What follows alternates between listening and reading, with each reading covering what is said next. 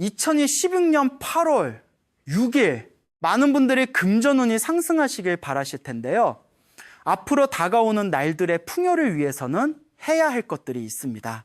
이것들은 우리 조상님들 역시 해왔던 것이어서 크게 어렵지는 않습니다. 다만 우리가 바쁘다 보니 무심코 지나칠 수 있었던인데요. 우리가 가진 재물운을 더 크게 잘 받기 위해서는 특별한 날에는 주의를 하고 그런 행동을 해야만 운과 복을 크게 받을 수 있습니다. 이것들은 더 나아가 향후 몇 년에도 영향을 줍니다. 그렇기에 옛 조상님들도 매 시기마다 해야 하는 것들을 꼭 지켰으며 하지 말아야 할 것을 주의하여 한 해의 금전운과 행복을 바라왔지요. 2016년 8월 6일은 우리에게 들어오는 좋은 운을 더 잘 받고 나쁜 운은 피하기 위해 반드시 주목할 날입니다.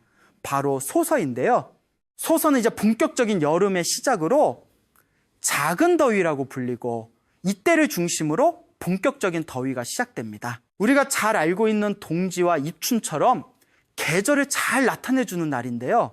그래서 이날은 계절의 흐름에 잘 맞춰 행동한다면 한 해의 복을 크게 받을 수 있습니다. 또 본격적인 더위가 시작되는 만큼 우리 자신이 꼭 지켜야 하는 것들이 있는데요. 오늘은 여러분들의 재물운과 행복을 지키기 위해 이날 반드시 해야 할 것에 대해 전해드리겠습니다. 이 글을 보시고 올여름을 기점으로 해보셔서 올해의 행운과 풍요를 모두 가져가시길 바랍니다. 더불어 절대 하면 안 되는 일들까지 모두 전달해드리니 해야 될 일은 물론 하지 않아야 할 일을 지키는 것까지가 운을 좋게 만드는 필수 조건입니다. 항상 인생의 풍요와 번영이 여러분의 앞날에 펼쳐지길 바랍니다. 재물복을 위해 다가오는 8월 6일에 주목하세요. 운이 크게 들어옵니다. 소서는 매년 7월 5일에서 6일쯤 찾아오는데요. 여름이 본격적으로 시작되면서 우리가 몸 건강에 주의를 해야 하는 시기이기도 합니다. 이때를 중심으로 본격적인 더위가 시작되기 때문인데요. 몸이 건강하지 못하면 행복할 수 없기 때문에 무엇보다도 여름에는 건강이 바탕이 되어야 금전도 쌓일 수 있는 힘이 생깁니다. 그리고 소서의 시기에는 여름 장마철로 장마전선이 한반도 중부지방을 가로질러 장기간 머무르기 때문에 습도가 높고 비가 많이 내리는데요. 예전에는 이때쯤이면 하지 무렵에 모내기를 끝낸 모들이 뿌리를 내리기 시작하는 시기로 농가에서는 소서 때 논매기를 했습니다. 또 이때 다 끝내지 못한 집이 있다면 조상님들은 서로 도와주기도 하였습니다. 이후에는 가을보리를 베어낸 자리에 콩이나 조, 팥을 심어 이모작을 하기도 하였지요. 이렇게 농사를 이야기하는 이유는 풍년이 되면 그만큼 금전운과 재물운의 기운도 높아지기 때문입니다. 수확을 해서 얻는 식량들은 재물을 뜻하고 금전으로 환산할 수 있기 때문에 그만큼 중요한 시기이고 한 해의 풍요를 위해 조상님들 역시 소중한 날로 여겨왔습니다. 그래서 우리의 운, 그중에서도 금전운과 풍요를 원한다면 이날은 정말 중요한 날이 될 것이고 조상님들도 이날에 하지 말아야 할 것들을 꼭 지켰지요. 8월 6일 이날에는 반드시 이것을 해보세요. 재물과 풍요를 이루기 위해서 그리고 내가 가진 한 해의 운을 더욱 크게 만들려면 시기에 맞게 유의해야 할 것들이 있습니다. 특히 이 시기에는 금전을 상징하는 태양의 기운이 강하지만 너무 강하기만 하면 균형을 깨트리기 때문에 조화를 맞추는 것이 중요합니다. 무더위가 이어지는 만큼 제철 음식으로 우리 몸을 보충해 주어야 계속해서 건강할 수 있고 음양의 균형이 잘 이루어질 수 있는데요. 일부 조상님들은 찬성질을 가진 음식을 섭취해서 몸 여러 군데에 뻗치는 화의 기운을 가라앉히도록 하였습니다. 하지만 너무 과하게 찬 음식을 먹게 된다면 오히려 몸을 상하게 할 수 있기에 적당히 드시는 것이 좋은데요. 냉기를 가득 머금고 있는 음식보다는 수분이 많은 음식을 먹는 것이 우리 몸에도 도움을 주고 균형을 맞춰가는 데에도 좋습니다. 대표적인 음식을 생각해보면 이날에는 수박을 먹으면 좋습니다. 수박은 90%가 수분으로 되어 있어 무더운 여름에 손실된 수분을 보충해주는 훌륭한 음식인데요. 수박에 함유되어 있는 리코펜 성분은 항암 효과와 안티에이징 효능이 있어 우리 몸에도 굉장히 좋은 영향을 준다고 하죠. 뿐만 아니라 나이가 들수록 건강에 큰 관심을 가지게 되는데요. 고혈압이나 각종 만성염증으로 종종 아플 수 있기 때문입니다. 그런데 수박씨에는 인삼의 주성분인 사포닌이 함유되어 있어 혈압을 낮추고 염증을 억제해 준다고 하니 섭취하면 정말 좋은 음식인 것이지요. 또 이 시기 제철 음식 중 하나로 토마토를 꼽을 수 있는데요. 이날 토마토를 드셔보세요.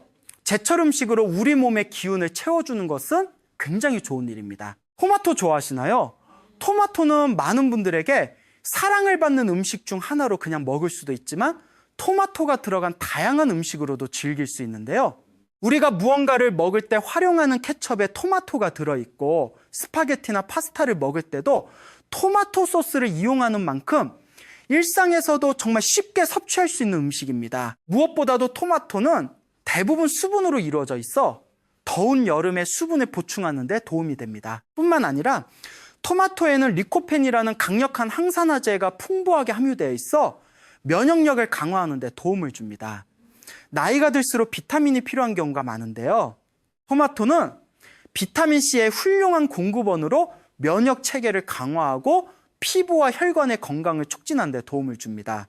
뿐만 아니라 나이가 들수록 소화가 잘 되지 않아 어려움을 겪는 분들이 있으실 텐데요. 토마토에는 소화 시스템을 원활하게 유지하는데 도움을 주는 섬유질을 함유하고 있으며 소화를 돕는 효소도 포함되어 있어 좋은 효과를 볼 수 있습니다. 그리고 생으로 먹는 것도 매우 좋지만 토마토를 다양한 요리에 사용할 수 있어 샐러드, 스무디, 소스 등 다양한 메뉴로 무더위에도 맛있게 섭취할 수 있다는 것이 정말 큰 장점이죠. 다만 생토마토를 먹을 때는 주의할 점이 있는데요. 많은 분들이 생토마토를 먹을 때 설탕을 뿌려 드시곤 합니다. 그런데 이렇게 토마토에 설탕을 뿌린다면 단맛이 나서 먹기는 좋을 수 있으나 토마토 안에 비타민 B를 파괴할 수 있어 같이 먹지는 않는 것이 좋습니다. 이날 전복을 드시는 것도 좋은데요. 전복은 예로부터 귀한 음식으로 여겨져 왔고 우리 몸에도 좋은 영향을 줍니다. 무더위가 이어질 때 전복을 먹으면 좋습니다. 전복은 단백질, 미네랄, 비타민 등 다양한 영양소를 풍부하게 함유하고 있어 체력 회복에 도움을 주어서 보양식으로 여겨지기도 하지요. 뿐만 아니라 전복에는 아르기닌과 타우린 등의 아미노산을 풍부하게 함유하고 있어 체력 향상과 피로 회복에 도움을 줍니다. 또 전복은 소화가 잘 되는 식품으로 무더위로 인해 식욕이 저하되거나 소화가 어려운 경우에도 도움을 주니 좋습니다. 다만 찬 성질이 있기 때문에 원래부터 몸이 찬 사람의 경우에는 주의하는 것이 좋고 조개류 알레르기가 있는 경우에는 알레르기가 발생할 수 있으니 잘 살펴보고 먹는 것이 좋습니다. 일반적으로도 찬 성질을 너무 과다하게 섭취하는 것은 우리 몸에도 좋지 않은 이 드실 때 과식을 조심할 필요가 있습니다. 다음으로 이날은 칼국수와 수제비를 가족들과 함께 먹는 것이 좋습니다. 칼국수와 수제비는 대표적인 밀가루 음식인데요. 소서에 추수한 밀로 밀가루 음식을 해먹는 경우가 많았다고 합니다. 그래서 우리 조상님들도 가족, 이웃들과 함께 모여 밀가루 음식을 즐겼습니다. 당시 밀가루는 매우 귀한 음식이었기에 추수철을 맞아 풍요를 기원하며 음식을 만들어 먹은 것으로 보입니다. 또 밀은 몸의 열을 제거하고 심장을 튼튼하게 해준다고 하여 몸의 건강과 기운의 조화를 맞춰주는 좋은 음식입니다. 이날은 손쉽게 접할 수 있지만 매우 맛있는 칼국수와 수제비를 소중한 사람들과 함께 먹어보는 거 어떨까요? 다음은 오이 냉국입니다. 오이는 소서의 대표적인 제철 음식일 뿐만 아니라 신의 채소라 불릴 만큼 정말 많은 효능을 가졌는데요. 먼저 오이는 차가운 성질을 가지고 있어 먹으면 몸이 시원해지고 더위를 식힐 수 있어 무더위가 이어지는 때의 최고입니다. 그리고 주로 물과 오이로 이루어져 있어 더운 여름에 수분을 보충하는 데 도움을 주지요. 오이에는 비타민 K, 비타민 C, 칼륨 등 다양한 영양소가 풍부하게 함유되어 있어 항산화 효과는 물론이고 혈당 수치를 낮춰주고 뼈를 튼튼하게 해준다고 하지요.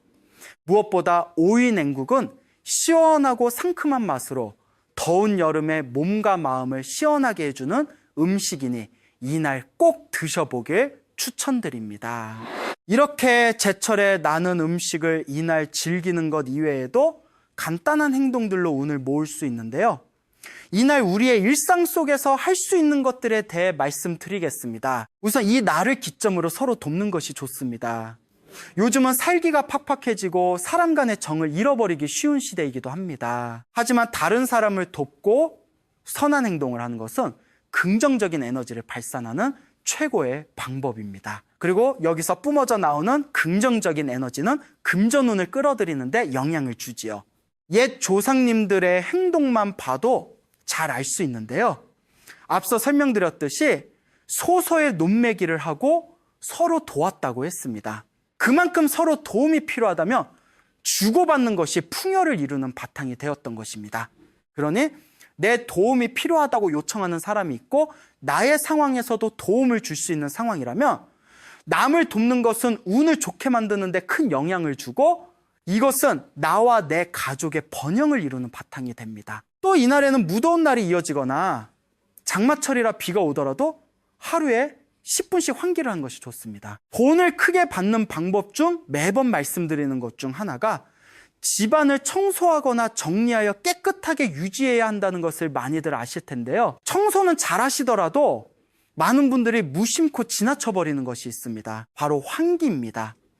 특히 7월, 8월에는 무더위가 기승을 부리기 때문에 선풍기나 에어컨을 트시는 분들이 많은데요. 나도 모르게 하루 종일 틀게 되다 보면 창문을 열지 않는 경우가 많습니다. 그런데 우리가 집 청소를 하는 근본적인 이유는 집안의 기운을 막힘없이 깨끗하게 하는 것입니다. 그러니 집안의 공기를 정화하기 위해서는 환기 역시 매우 중요한 것이지요. 일상생활 속에서 금전의 흐름을 원활하게 하려면 청소가 중요하듯이 이 시기에는 환기를 잘 해주어서 맑은 공기가 드나들 수 있게 해주세요. 이렇게 공기가 정화되고 순환되면 집안 기운의 흐름도 좋아지고 나와 내 가족의 재물운이 상승하는 효과로 이어지게 됩니다. 맑고 정화된 집안 환경 속에서는 그 사람에게 좋은 생각이 일어나고 마침내 좋은 운을 불러일으켜서 바라는 좋은 일들이 이루어지게 됩니다. 또 운을 받을 그릇인 내 몸을 위해서는 이날 반신욕을 해보는 것이 좋습니다. 앞서 설명드렸듯이 이 시기에는 더위가 이어지므로 몸의 균형을 맞춰주는 것이 필요하다고 하였는데요. 반신욕은 혈액순환에 매우 좋습니다. 그래서 여름에 더위를 먹어 머리가 아플 때 반신욕을 하면 아프던 머리가 금방 가라앉는 것을 경험해 본 적이 있으실 텐데요. 반신욕은 온몸을 따뜻하게 하기 때문에 감기에 걸리거나 몸살이 왔을 때에도 정말 큰 효과가 있습니다. 큰 대야나 욕조에 따뜻한 물을 담아 배꼽 아래까지 잠길 정도로 몸을 담그고 몸의 기운을 활력 있게 만들어 보면 좋습니다. 다만 오랜 시간 있는 것은 결코 좋지 않은데요. 약 15분에서 20분 정도가 가장 적당합니다. 왜냐하면 너무 오래 있을 경우 수분이 빠질 수 있기 때문입니다. 이때 너무 뜨거운 온도보다는 자신이 느끼기에 따뜻한 정도가 좋습니다. 너무 뜨거운 물은 피부를 건조하게 할 수 있으므로 오히려 몸의 기운을 보충하기보다 빼앗는 꼴이 될 수 있으니 주의해야 합니다. 무엇보다도 무더위에 잠을 이루지 못하는 분들이 많으실 텐데요. 반신욕은 수면을 개선하고 편안한 휴식을 취할 수 있도록 도와주니 몸의 충전을 위해서도 정말 좋은 효과가 있습니다. 이날만은 절대 하지 말아야 할 것. 나도 모르게 했던 이 행동과 생각들 때문에 내게 오던 금전운도 사라질 수 있습니다. 이날은 우리 선조들도 주의했던 날로 풍요를 얻을 수 있는 대표적인 날이기에 만약 돈복이 쏟아지길 바라신다면 꼭 몇 가지 주의해야 할 것들이 있는데요. 이날 하지 말아야 할 것들에 대해 말씀드리겠습니다. 이날은 무더위가 이어지거나 장마철이 이어질 수 있는 시기입니다. 그만큼 기운이 한쪽으로 쏠릴 수 있는 시기인데요. 이런 때에는 무엇보다도 경거망동한 행동을 하지 않는 것이 좋습니다. 너무 활발하게 이동하는 것은 자제하는 것이 좋고 나 자신이 해야 할 일에 집중하는 시기를 보내는 것이 좋습니다. 이를 비롯해 나에게 적절한 휴식을 취해주는 시기로 보내는 것을 추천드리는데요. 그동안 활발하게 움직였던 분들이라면 내가 너무 에너지를 쓰진 않았는지 생각해보고 적절한 휴식을 가질 필요가 있습니다. 특히 이렇게 휴식을 취할 때에도 잘 쉬어주어야 하는데요. 이때 여름 휴가라고 해서 너무 과식을 한다거나 함께 모여 술을 막 먹는다거나 하는 것은 내 몸을 상하게 하는 지름길이죠. 물론 가벼운 여행을 가는 것은 좋지만 너무 많은 생각은 비우고 충전하는 시기를 꼭 가져주는 것이 좋습니다. 가장 편안한 내 집에서 쉬면서 나에게 도움이 되는 책을 읽거나 좋은 말을 듣고 마음을 다잡는 것 역시 훌륭한 개운 행동이기 때문에 이런 행동으로 휴식을 취하는 것도 좋습니다. 실제로 이런 행동들은 서양의 많은 부자들도 강조하곤 했는데요. 대표적으로 명상이 그렇습니다. 그런데 명상이라고 해서 어렵게 생각할 필요는 없지요. 그냥 일상생활에서 좋은 생각을 좀 더 하려고 노력하고 행복한 말을 나 자신에게 해주는 것입니다. 이 점을 잘 생각하셔서 8월 6일을 기점으로 집안에서 가만히 눈을 감고 나 자신을 돌아보는 습관을 가져보는 것도 나의 운 상승에 정말 좋습니다. 또 무엇이든 간에 너무 조급하게 행동하지 않는 것이 좋습니다. 현대를 살아가면서 무슨 일이든 빠르게 처리하려는 모습이 많이 보이시지요. 심지어 책을 읽거나 좋은 영상을 볼 때에도 빠르게 보지 않으면 답답하다고 하는 분들이 많은데요. 이것은 빠르게 발전한 우리 한국의 특성이기도 합니다.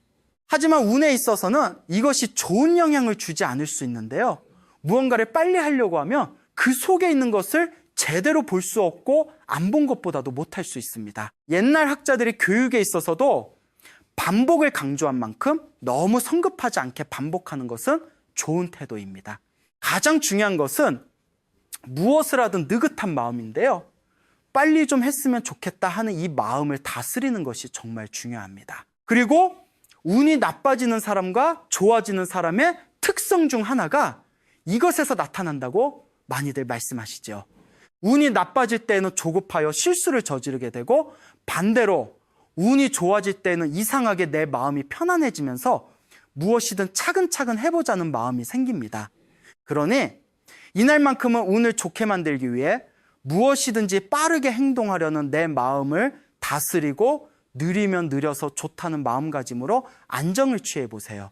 인생을 살면서 마음을 다잡는 것은 수련과 같은 일이며 이를 해내는 사람에게는 큰 운을 가져다 줍니다. 우리가 원하는 하나의 소원을 이루고 내가 가진 대운을 가득 받기 위해서는 하지 말아야 할 것들을 꼭 유념하셔서 여러분들이 올 한 해의 복을 전부 받으실 수 있길 바랍니다.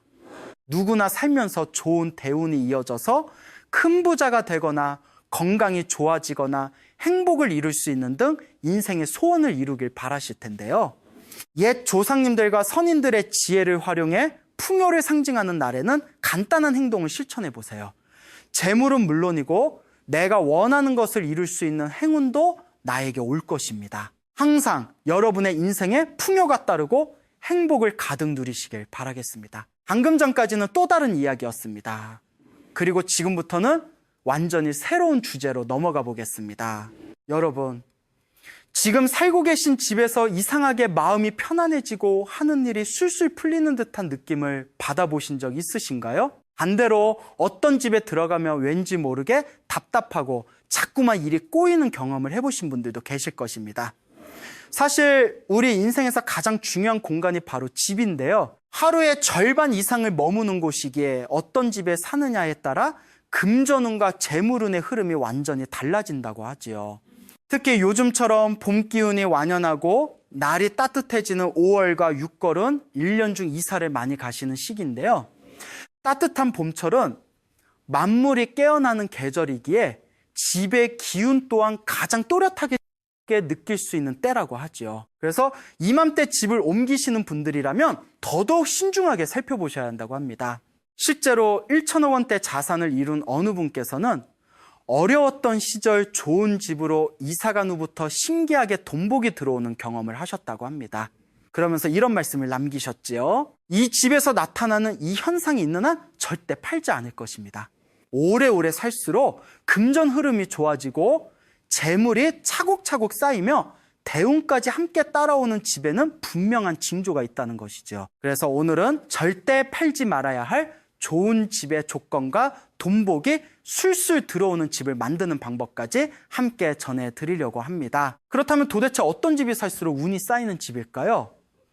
이를 이해하기 위해서는 옛 선인들의 풍수지혜를 잠시 살펴보실 필요가 있는데요. 우리 조상님들께서는 예로부터 집을 단순히 머무는 공간으로 보지 않으셨다고 합니다. 집은 곧 사람의 기운을 담는 그릇이며 그릇의 모양과 자리에 따라 사람의 인생이 달라진다고 보셨던 것이지요. 풍수에서는 이것을 기운이 차곡차곡 쌓인다고 하는데요. 좋은 집에 오래 머물수록 그 집에 좋은 기운이 사람에게 스며들고 그 스며든 기운이 다시 금전운과 재물운으로 이어지며 시간이 지날수록 큰 대운으로 발현된다고 하지요. 그래서 옛 어른들께서는 좋은 집에서는 절대 함부로 이사 가는 것이 아니다라는 말씀을 자주 하셨던 것입니다. 실제로 풍수학적으로 좋은 집에 들어간 분들의 이야기를 들어보면 처음에는 큰 변화가 없는 것 같다가도 한 해, 두 해 시간이 지나면서 이상하게 일이 잘 풀리고 돈복이 조금씩 들어오기 시작했다고 말씀하시는 분들이 정말 많습니다. 반대로 기운이 좋지 않은 집에 오래 머물게 되면 받을 수 있는 복도 새어나가게 되고 금전 흐름이 막히는 경우가 많다고 하지요. 그렇게 지금부터 말씀드리는 좋은 집의 징조들을 잘 살펴보시고 여러분의 집은 어디에 해당되는지 하나하나 확인해 보시면 좋겠습니다. 첫 번째로 말씀드릴 좋은 집의 징조는 바로 집에 들어섰을 때 느껴지는 첫 느낌입니다. 여러분, 어떤 집에 처음 들어갔을 때 이상하게 밝고 환하면서 따뜻한 느낌을 받아보신 적 있으신가요? 반대로 어떤 집은 들어서자마자 왠지 모르게 답답하고 어두컴컴한 느낌이 들어 마음이 무거워지는 경우도 있으실 것입니다. 사실 이 첫 느낌이라는 것이 굉장히 중요한데요.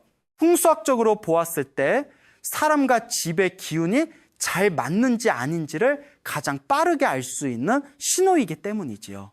누군가에게는 정말 좋은 집이 나에게는 잘 맞지 않을 수 있고 또 누군가에게는 평범한 집이 나에게는 최고의 명당이 될 수 있는 것입니다. 그래서 집을 보러 가셨을 때 가족들과 함께 이야기를 나눠보시는 것이 좋은데요. 이 집에 들어오니 마음이 편안하다, 왠지 모르게 따뜻한 기운이 든다는 느낌을 가족 모두가 공통으로 받게 된다면 그 집은 여러분과 잘 맞을 확률이 굉장히 높습니다. 특히 가족 구성원 중에 돈을 벌고 있는 분의 느낌이 가장 중요하다고 하죠. 그분이 집에 들어섰을 때 편안함을 느끼지 못한다면 그 집에 금전운은 막힐 가능성이 높습니다. 반대로 그분이 여기 참 좋다, 마음이 풀린다고 하신다면 그 집에 들어가신 후부터 금전 흐름이 자연스럽게 좋아지는 경험을 하실 수 있는 것이죠. 그리고 이미 살고 계신 집에서도 이 느낌을 확인하실 수 있는데요. 밖에서 힘든 일을 마치고 집에 돌아왔을 때 역시 우리 집이 최고구나, 정말 안락하고 포근하다는 느낌이 자연스럽게 드신다면 그 집은 여러분에게 돈복을 가져다 줄 진짜 명당이라고 볼 수 있습니다. 지친 심신이 충전되는 듯한 기분이 들고 자꾸만 집에 머물고 싶다는 그런 감정이 든다면 절대 가볍게 떠나실 집이 아닌 것이지요. 이렇게 나와 잘 맞는 집은 시간이 지날수록 재물운이 차곡차곡 쌓이게 되고 자연스럽게 금전운과 인생을 바꿔놓는 대운까지 함께 따라오게 됩니다. 그러니 지금 살고 계신 집에서 이런 편안함을 느끼고 계신다면 함부로 이사를 결정하지 마시고 오래오래 머무시는 것이 좋습니다. 두 번째, 좋은 집의 징조는 바로 식물과 동물이 보내는 신호인데요. 이것은 정말 많은 분들이 무심코 지나치시는 부분이지만 풍수학적으로 보면 그 어떤 신호보다 정직한 신호라고 하지요. 여러분 혹시 이런 경험 해보신 적 있으신가요? 똑같은 화분을 키우는데 어떤 집에서는 시들시들하던 식물이 이사를 가고 나서부터는 이상하게 잎이 푸르게 살아나고 꽃까지 피우는 경우 말입니다. 식물은 거짓말을 하지 않습니다.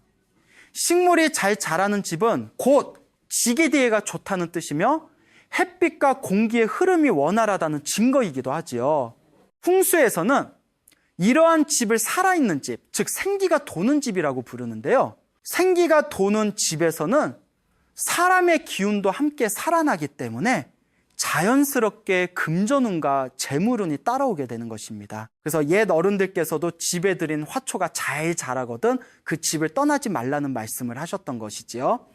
동물도 마찬가지인데요. 특히 길고양이나 새가 자주 찾아오는 집이 있습니다. 어떤 분들은 귀찮게 생각하실 수도 있지만 사실 동물들은 본능적으로 좋은 기운이 있는 곳을 찾아온다고 하지요. 길고양이가 마당이나 베란다에 와서 편안하게 쉬어가거나 새들이 창가에 자주 앉았다 가는 집은 그만큼 따뜻하고 안정된 기운이 머무는 집이라는 뜻입니다.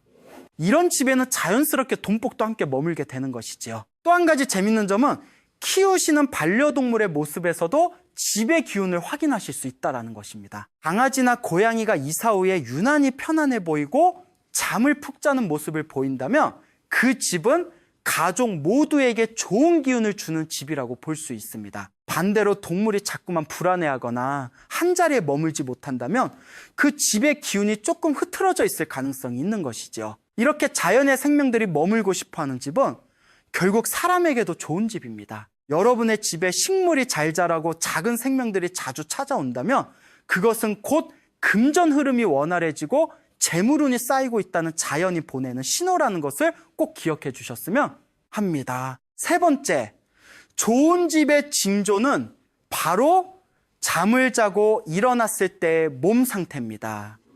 여러분 아침에 눈을 떴을 때 개운하게 일어나시나요? 아니면 분명히 충분히 잤는데도 몸이 무겁고 피로가 가시지 않는 느낌을 자주 받으시나요? 사실 이 부분이 좋은 집인지 아닌지를 판단하는 가장 정직한 기준이라고 하지요.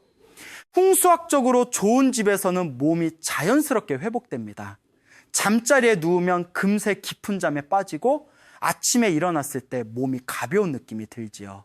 반대로 기운이 잘 맞지 않는 집에서는 아무리 푹 자려고 해도 자꾸 뒤척이게 되고 일어났을 때 머리가 무겁고 피곤한 느낌이 가시지 않는 경우가 많습니다. 이 풍수 전문가분들께서 자주 말씀하시는 부분인데요. 이런 집에 계속 머물게 되면 내가 받을 수 있는 복도 온전히 받지 못하고 자연스럽게 금전운까지 흐려질 수 있다고 하지요. 그렇다면 왜 잠자리가 그토록 중요한 것일까요? 사실 옛 어른들께서는 건강이 곧 재물이다라는 말씀을 자주 하셨다고 합니다. 풍수학적으로 보았을 때 건강과 재물은 한 뿌리에서 나오는 것이라고 하지요. 아무리 좋은 집에 살고 있어도 몸이 약하고 기운이 없으면 들어오는 금전운도 머물지 못하고 빠져나가게 된다는 것입니다. 그래서 진짜 좋은 집의 첫 번째 조건은 사람의 몸을 편안하게 만들어주는 집이라고 볼 수 있는 것이지요. 이러한 이유로 옛 부자들께서는 집의 기운을 잘 받으시면서도 동시에 본인의 몸 기운을 함께 챙기는 것을 굉장히 중요하게 여기셨다고 합니다. 아무리 명당에 사신다 해도 몸이 무너지면 그 운을 담을 그릇이 없어지는 것이기 때문이지요. 또 한 가지 말씀드리고 싶은 것은 잠자리 환경을 조금만 바꿔도 집의 기운을 훨씬 더 잘 받으실 수 있다는 점입니다. 침대의 방향을 살짝 바꿔보시거나 두꺼운 커튼으로 빛을 적절히 조절하시는 것만으로도 숙면의 질이 크게 달라진다고 하지요. 특히 침실에 햇빛이 그대로 들어오도록 놓아두시는 분들도 계신데요. 햇빛이 무조건 좋은 것은 아니며 잠을 잘 때만큼은 어둡고 고요한 환경을 만들어주시는 것이 몸의 기운을 회복하는 데 훨씬 더 좋다고 합니다. 이렇게 잠자리가 편안하고 몸이 회복되는 집에서 오래 머무시게 되면 시간이 지날수록 하시는 일도 잘 풀리고 자연스럽게 금전 흐름이 좋아지는 경험을 하시게 될 것입니다. 결국 좋은 집이란 사람을 살리는 집이고 사람을 살리는 집이 곧 재물을 부르는 집이라는 것을 꼭 기억해 주셨으면 합니다. 다음으로 좋은 집의 신호는 어쩌면 오늘 이야기에서 가장 중요한 부분일 수도 있는데요. 바로 돈이 새지 않고 차곡차곡 모이는 집의 흐름입니다. 여러분, 혹시 이런 경험 해보신 적 있으신가요? 똑같이 벌고 똑같이 쓰는 것 같은데 어떤 집에 살 때는 이상하게 돈이 모이지 않고 자꾸만 빠져나가더니 이사를 가고 나서부터는 신기하게도 통장 잔고가 조금씩 늘어나기 시작하는 경험 말입니다. 이것은 꼭 우연은 아니라고 하지요. 풍수학적으로 보았을 때 집안의 물길은 곧 재물의 길이라고 합니다. 어른들께서는 물이 흐르는 곳에 돈이 흐른다는 말씀을 자주 하셨는데요. 여기서 말하는 물길이란 단순히 강이나 개천만을 뜻하는 것이 아니라 집안의 수도와 하수, 그리고 창문을 통해 드나드는 공기의 흐름까지 모두 포함하는 것이지요. 이 물길이 막힘없이 잘 흐르는 집에서는 자연스럽게 금전 흐름도 원활해진다고 합니다. 특히 주의 깊게 살펴보셔야 할 곳이 바로 수도꼭지와 화장실인데요. 수도에서 물이 똑똑 떨어지거나 하수구에서 악취나 역한 냄새가 올라온다면 그것은 단순한 생활 문제가 아니라 재물운이 새고 있다는 신호로 볼 수 있습니다. 풍수에서는 이러한 작은 누수 하나가 집 전체의 금전운 흐름을 막는다고 하지요. 그래서 좋은 집에 사시는 분들 중에는 이런 작은 부분까지 세심하게 관리하시는 분들이 정말 많습니다. 또 한 가지 흥미로운 점은 좋은 집에 살게 되면 이상하게 예상치 못한 수입이 들어오는 경우가 많다는 것입니다. 큰 돈은 아니더라도 잊고 있던 돈이 돌아오거나 작은 부수입이 생기거나 받을 줄 몰랐던 곳에서 돈이 들어오는 일이 자주 일어나지요. 이것은 그 집의 기운이 돈복을 끌어당기고 있다는 가장 확실한 증거이며 머지않아 큰 대운이 들어올 징조라고도 볼 수 있습니다. 실제로 부자분들의 이야기를 들어보면 이 집에 들어온 뒤부터 신기하게 돈이 모이기 시작했다는 말씀을 공통적으로 하시는데요.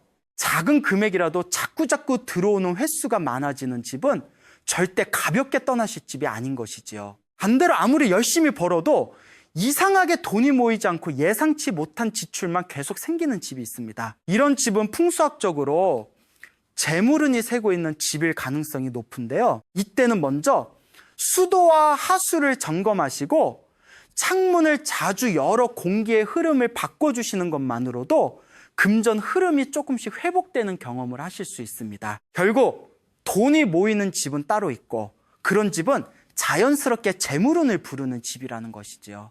여러분의 집에서 작은 부수입이 자주 들어오고 지출이 줄어드는 흐름이 느껴지신다면 그 집은 진짜 돈복을 가져다주는 명당이라고 볼 수 있습니다. 5번째, 좋은 집의 징조는 바로 좋은 사람과 귀인이 끊이지 않고 찾아오는 집입니다.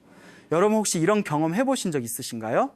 어떤 집에 살 때는 이상하게 좋은 인연이 자꾸만 끊어지고 손님조차 잘 오지 않더니 이사를 가고 나서부터는 신기하게 좋은 분들의 연락이 자주 오고 따뜻한 만남이 늘어나는 경우가 있지요. 사실 풍수학적으로 보았을 때 사람의 발길이 자연스럽게 모이는 집은 그 자체로 명당이라고 하지요. 옛 어른들께서는 사람이 곧 재물을 데려온다는 말씀을 자주 하셨는데요. 좋은 인연이 머무는 집에는 자연스럽게 좋은 기회가 함께 따라오고 그 기회가 곧 금전운과 재물운으로 이어지는 것입니다. 실제로 부자분들의 집을 보면 손님이 끊이지 않고 가족과 지인들의 발길이 항상 따뜻하게 이어지는 경우가 정말 많다고 하지요.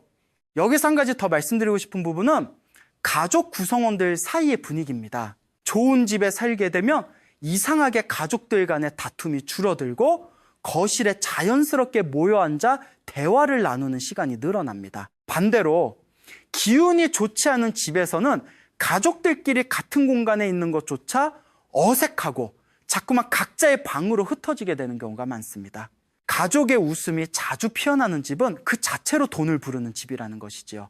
그러니 여러분의 집에 좋은 사람이 자주 찾아오고 가족들의 얼굴에 웃음이 피어난다면 그 집은 절대 가볍게 떠나실 집이 아닙니다. 그런 집에서 오래오래 머무실수록 금전 흐름은 더욱 풍요로워지고 재물은 차곡차곡 쌓여가게 되는 것입니다. 지금까지 좋은 집의 징조들을 함께 살펴보았는데요.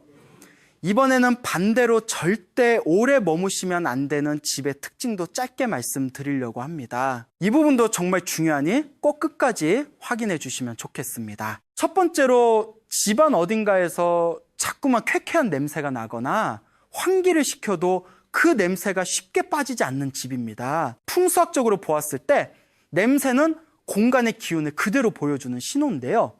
특히 화장실이나 주방, 베란다에서 안 좋은 냄새가 자주 올라온다면 그 집은 음기가 강한 집일 가능성이 높습니다. 이런 집에서는 재물이 잘 머물지 못하고 자꾸만 빠져나간다고 하죠. 두 번째로 햇빛이 잘 들지 않고 곳곳에 곰팡이가 생기는 집입니다. 옛 어른들께서는 그늘진 집에는 복도 그늘진다는 말씀을 자주 하셨는데요. 햇빛이 들지 않는 집은 그만큼 습한 기운이 머물게 되고 그 습한 기운이 곰팡이뿐만 아니라 가족 구성원들의 건강과 금전 흐름까지 무너뜨릴 수 있다고 합니다.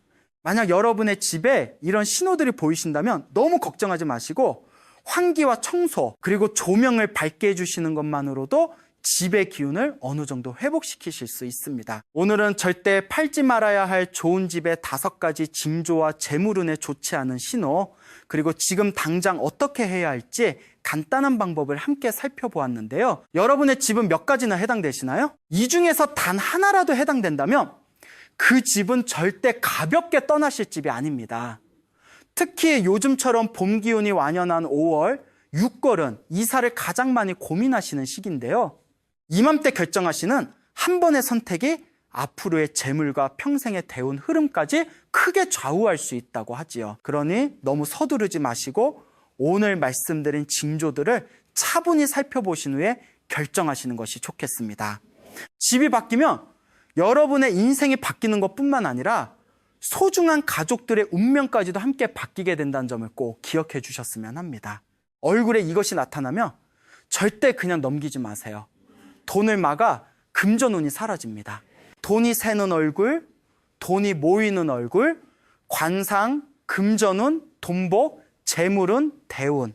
인생을 살다 보면 유난히 돈이 잘 안 모이고 금전운이 막혀 있다고 느끼신 적 있으실 텐데요. 혹시 그 원인이 얼굴에 있을 수 있다는 사실을 알고 계셨나요? 옛날부터 우리 조상님들에 의해 전해져 내려오는 관상학에서는 얼굴의 특정 부위가 재물과 깊이 연결되어 있다고 보았습니다. 실제로 크게 성공한 부자들 중에는 얼굴 관리를 남다르게 신경 쓰는 분들이 정말 많은데요. 단순히 외모를 꾸미는 것이 아니라 자신의 관상에서 재물을 맡고 있는 부분이 없는지를 살피고 그것을 바꾸려고 노력하는 것이지요. 또한 대운이 들어오는 징조를 얼굴의 변화로 먼저 알아챘다고 하시는 분들도 상당히 많습니다. 얼굴에 어떤 변화가 생기더니 그 이후로 돈복이 확 트이더라 하는 이야기를 심심치 않게 들을 수 있는데요. 그만큼 얼굴과 재물운의 관계는 무시할 수 없는 부분입니다. 그런데 반대로 지금 내 얼굴에서 금전운을 세워나가게 하는 징조가 나타나고 있다면 어떨까요? 많은 분들이 이 신호를 모르고 그냥 넘기시다가 재물이 빠져나가는 것을 알아채지 못하는 경우가 정말 많습니다. 오늘은 돈복을 맡고 있는 얼굴에 나타나는 것은 무엇인지, 그리고 그것을 어떻게 바꿔서 재물운을 열 수 있는지 함께 말씀드리겠습니다. 정말 알찬 내용들을 준비했으니 끝까지 들으셔서 금전운을 활짝 여시길 바랍니다. 먼저 재물운을 맡고 있는 얼굴의 신호란 무엇일까요? 관상학에서는 얼굴의 특정 부위에 변화가 생기거나 유독 그 부위가 불편하고 트러블이 잦아지는 것을 운의 흐름이 바뀌는 신호로 보았습니다. 이상하게 어느 날부터 얼굴의 특정 부위가 칙칙해지거나 갑자기 뾰루지가 나거나 전에 없던 주름이 깊어지거나 혹은 그 부위가 묵직하게 불편한 느낌이 드는 경험을 한 번쯤에 보신 적 있으실 텐데요. 특히 나이가 들면서 혹은 현재 상황으로 인해 이마가 묵직하게 눌리는 느낌이 들거나 코 주변이 이유 없이 화끈거리거나 턱 주변이 뻐근하고 불편한 경험을 하시는 분들이 계십니다. 많은 분들이 그냥 컨디션이 안 좋은가 보다 하고 넘기시는데요.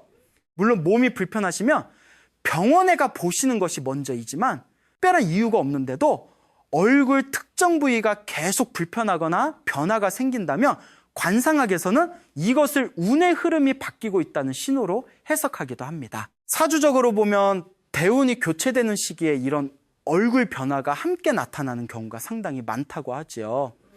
풍수에서도 기운이 바뀔 때 공간의 변화가 생기듯이 우리 얼굴에서도 기운의 변화가 눈에 보이는 신호로 나타나는 것입니다. 그래서 오늘 말씀드릴 얼굴에 5가지 신호를 잘 기억해 두시면서 혹시 지금 내 얼굴에 해당되는 부분이 있는지 하나씩 확인해 보시길 바랍니다. 이 신호를 알아채는 것만으로도 금전운의 흐름을 바꾸는 첫걸음이 될 수 있으니까요. 먼저 이것이 얼굴에 나타나면 대운의 징조로도 볼 수 있는데요. 바로 이마입니다. 관상학에서 이마는 하늘의 기운을 받아들이는 곳이라고 했는데요. 옛날부터 이마를 벼슬자리라고 불렀을 만큼 사회적인 기회와 직업운이 들어오는 통로로 보았습니다. 그런데 재물운이라는 것도 결국 사회적 관계와 직업에서 비롯되는 경우가 많지요. 좋은 사람을 만나거나 좋은 기회를 잡아서 돈복이 터지는 것인데 이마가 막혀 있으면 그 기회 자체가 차단될 수 있다고 보는 것입니다. 예를 들어 이마에 잡티나 트러블이 유독 많거나 이마 피부가 칙칙하고 광택이 없는 경우가 해당되는데요. 이것을 풍수적으로 비유하면 집의 현관문이 어둡고 막혀 있는 것과 같습니다. 풍수에서 현관은 좋은 기운이 들어오는 첫 번째 통로인데 이곳이 막혀 있으면 아무리 좋은 기운이 와도 집 안으로 들어올 수가 없지요. 얼굴에서 이마가 바로 그 현관 역할을 하는 것입니다. 실제로 사업이 크게 성공하거나 돈복이 터진 분들의 이마를 보면 넓고 깨끗하며 밝은 광택이 도는 경우가 상당히 많다고 합니다.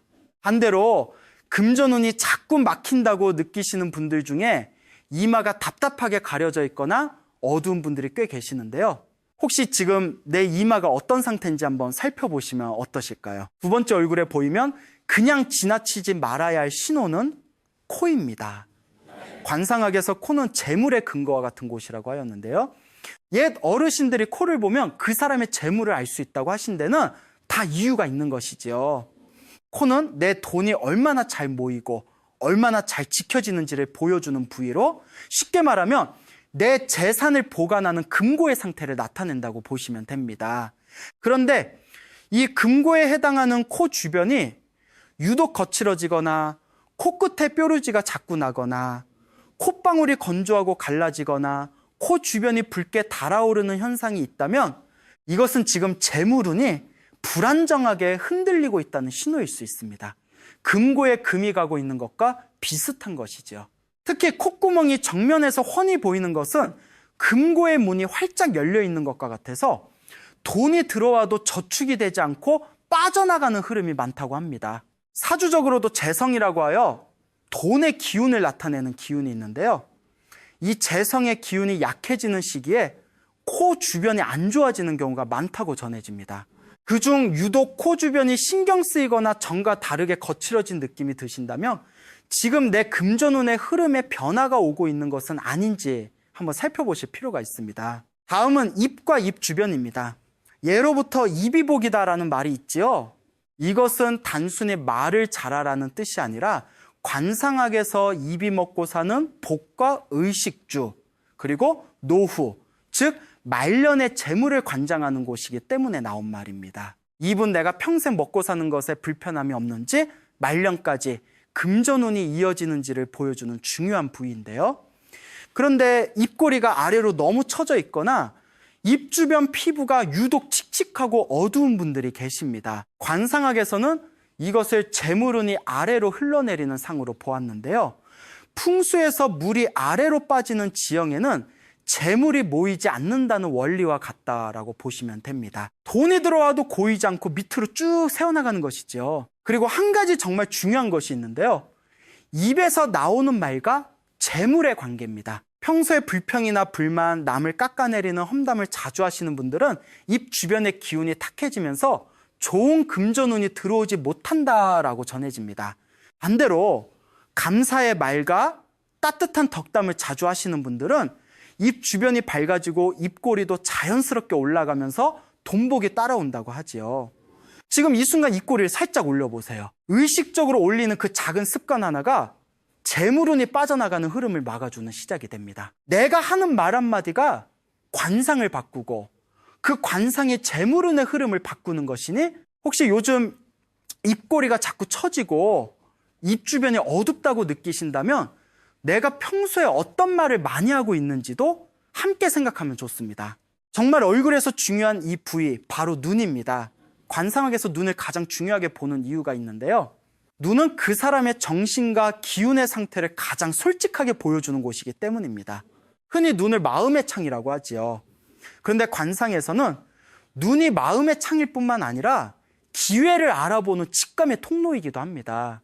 재물운이 좋은 사람들을 보면 눈빛이 맑고 초롱초롱하며 눈에 생기가 넘치는 경우가 많은데요. 이런 분들은 좋은 기회가 왔을 때 본능적으로 알아채고 그것을 놓치지 않는다고 합니다. 반대로 눈빛이 흐리멍덩하거나 눈에 핏줄이 많이 서 있거나 눈 밑이 꺼지고 다크서클이 심한 분들은 좋은 기회가 바로 눈앞에 와도 알아보지 못하고 그냥 흘려보내는 경우가 많다고 전해지지요. 사주에서도 관의 기운이라고 하여 사회적 지위와 기회를 나타내는 기운이 있는데요. 이 기운이 약해지는 시기에 눈에 힘이 빠지고 생기가 사라지는 현상이 나타나는 경우가 많다고 합니다. 관상학에서는 대운이 들어오기 직전에는 사람의 기운이 크게 움직인다고 보는데요. 그래서 얼굴뿐만 아니라 몸과 마음에도 이전과는 다른 변화가 나타나는 경우가 많다고 합니다. 예를 들어 특별한 이유 없이 잠이 많아지거나 반대로 잠이 줄어들었는데도 몸이 가벼운 느낌이 드는 경우가 있습니다. 또 괜히 마음이 차분해지고 예전처럼 조급하지 않게 되는 변화도 나타날 수 있지요. 풍수에서도 좋은 기운이 들어오기 전에는 공간의 흐름이 먼저 바뀐다고 하는데 사람 역시 마찬가지라고 합니다. 특히 눈은 귀인을 알아보는 곳이기도 한데요. 앞서 대운이 들어올 때 나에게 복을 가져다 줄 귀인이 나타난다는 이야기를 많이들 하시지요. 그런데 눈에 생기가 없으면 귀인이 내 곁에 와도 그 사람이 귀인인 줄 모르고 지나치게 되는 것입니다. 그러니 요즘 들어 눈빛에 힘이 없고 눈빛이 유독 어둡다고 느끼신다면 지금 내 재물운의 흐름에 변화가 오고 있는 건 아닌지 한번 생각해 보셔야 합니다. 오늘 밤 잠자리에 드실 때 평소보다 30분만 일찍 눈을 감아 보세요. 충분한 수면이 눈의 생기를 되돌려주고 그 생기가 돈복을 알아보는 힘이 됩니다.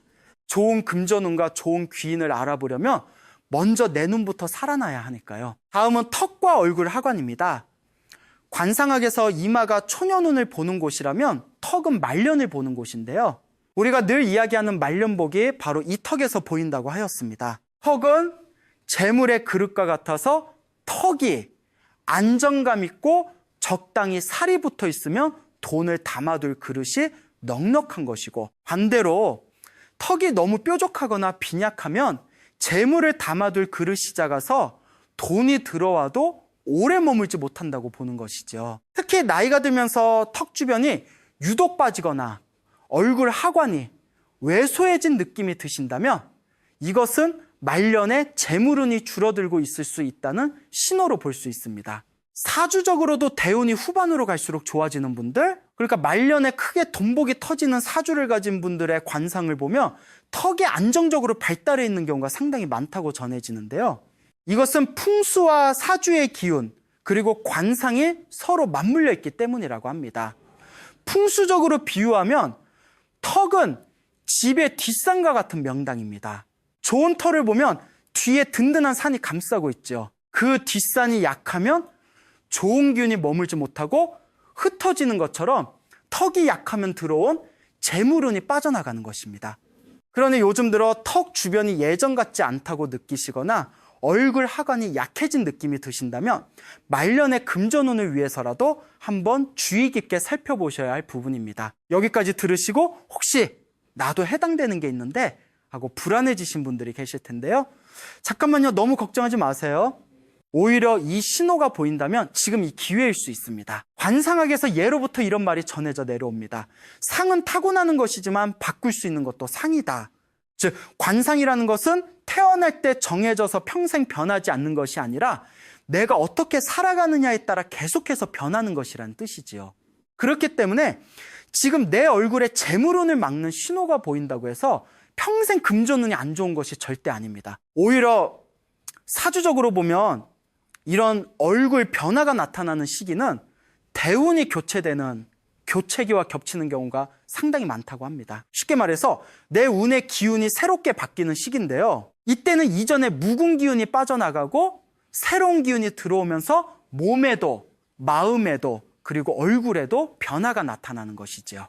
마치 풍수에서 집을 리모델링할 때 한동안 어수선하고 먼지가 나지만 공사가 끝나면 완전히 새로운 공간이 되는 것과 같습니다. 지금 내 얼굴에 나타난 변화도 마찬가지입니다. 무언가 새롭게 바뀌기 직전에 이전에 탁한 기운이 얼굴로 먼저 드러나는 것이고, 이 시기를 잘 넘기면 오히려 이전보다 훨씬 큰 돈복이 들어오는 분들이 정말 많습니다. 실제로 큰 부자가 된 분들 중에서도 돈복이 크게 터지기 직전에 얼굴이 유독 안 좋아지고 안색이 칙칙해졌던 시기가 있었다고 말씀하시는 분들이 많은데요. 그 시기를 지나고 나니 얼굴이 환하게 바뀌면서 재물운도 함께 확 열리더라는 이야기를 심심치 않게 들을 수 있습니다. 그러니 지금 내 얼굴에 앞서 말씀드린 신호들이 보인다면 지금 내 재물운이 바뀌려고 하는구나 하고 받아들이시는 것이 중요합니다. 그리고 이 신호를 알아챈 지금이야말로 내 금전운의 흐름을 바꿀 수 있는 가장 좋은 타이밍이라는 것을 꼭 기억해 주세요. 그런데 대운이 바뀌는 시기에는 얼굴의 변화만 오는 것이 아닙니다. 얼굴과 함께 몸과 마음 그리고 주변 환경에도 여러 가지 징조가 동시에 나타나는 경우가 많은데요. 이 징조들이 얼굴 변화와 함께 겹쳐서 오고 있다면 지금 내 재물운이 크게 바뀌는 시기에 들어섰을 가능성이 상당히 높다고 합니다. 어떤 것들이 있는지 하나씩 말씀드려 볼게요. 먼저 이유 없이 몸이 아프거나 극심하게 피곤한 현상입니다. 딱히 큰 병이 난 것도 아닌데 온몸이 무겁고 평소에는 덜 피곤하던 사람이 갑자기 기운이 빠지는 경험을 하시는 분들이 계시는데요. 이것은 사주적으로 보면 이전의 묵은 기운과 새로 들어오는 좋은 기운이 몸 안에서 충돌하면서 일어나는 현상으로 해석하기도 합니다. 풍수에서 털을 새로 닦을 때 땅의 기운이 요동치는 것과 비슷하다고 보시면 되는데요. 이 시기를 지나고 나면 오히려 이전보다 몸이 가벼워지고 활력이 넘치면서 금전운도 함께 열리는 분들이 많은 것으로 전해지지요. 오래된 인간관계가 정리되는 현상이 나타날 수 있습니다. 수십 년 알고 지내던 사람이 갑자기 불편하게 느껴지거나 연락이 하나둘씩 끊어지면서 혼자가 된 것 같은 느낌이 드시는 분들이 계신데요. 이것은 대운이 바뀌면서 나와 맞지 않는 인연이 자연스럽게 떨어져 나가는 과정이라고 보기도 합니다. 옛말에 악연이 정리되는 자리에는 반드시 좋은 인연이 찾아온다고 하지요. 그 좋은 인연이 바로 내 재물운을 열어주는 귀인이 되는 경우가 많습니다. 갑자기 환경이 바뀌는 현상도 있을 수 있는데요. 예상치 못하게 이사를 하게 되거나 계획이 없던 이직을 하게 되거나 갑자기 새로운 일을 시작하게 되는 경우이죠. 풍수에서는 사람이 머무는 공간이 바뀌면 받는 기운도 완전히 달라진다고 하였습니다. 그래서 이렇게 환경이 갑자기 바뀌는 것은 내가 더 좋은 기운을 받을 수 있는 자리로 옮겨가는 과정일 수 있다고 보는 것이지요. 마음에 깨달음이 오고 생각이 바뀌는 현상입니다. 전에는 생각지도 않던 것에 감사하게 되고 조급했던 마음이 사라지면서 여유가 생기는 경험을 하시는 분들이 계신데요. 이것은 내 안의 기운이 맑아지면서 더 큰 돈을 받아들일 그릇이 커지고 있다는 신호로 해석하기도 합니다. 실제로 말년에 크게 성공하신 분들 중에 어느 날 갑자기 마음이 편해지더니 그때부터 재물운이 확 열리기 시작했다고 하신 분들이 꽤 많습니다.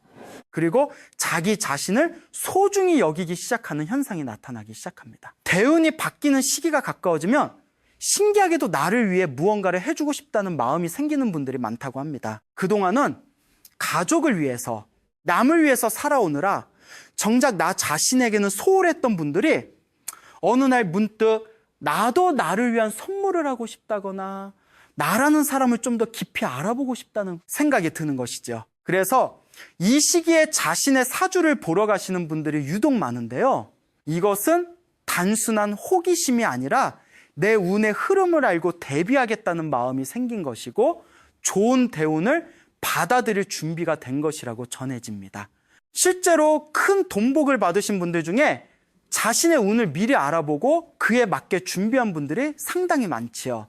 나를 아는 것이 금전운을 여는 시작이다라는 말이 괜히 있는 것이 아닙니다. 그러니 요즘 들어 나를 위해 무언가를 하고 싶다는 마음이 드신다면 그것을 그냥 무시하지 마시고 그 마음이 이끄는 대로 한번 따라가 보시면 좋습니다. 이처럼 얼굴의 변화와 함께 이런 징조들이 동시에 나타나고 있다면 지금은 힘들더라도 내 금전운이 크게 바뀌는 대운의 시기에 들어선 것일 수 있습니다. 이 시기를 어떻게 보내느냐에 따라 앞으로 들어올 재물운의 크기가 달라지니까요. 혹시 여러분은 오늘 말씀드린 신호 중에 어떤 것이 해당되셨나요?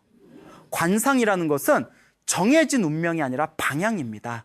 그리고 그 방향은 내가 바꿀 수 있는 것이지요.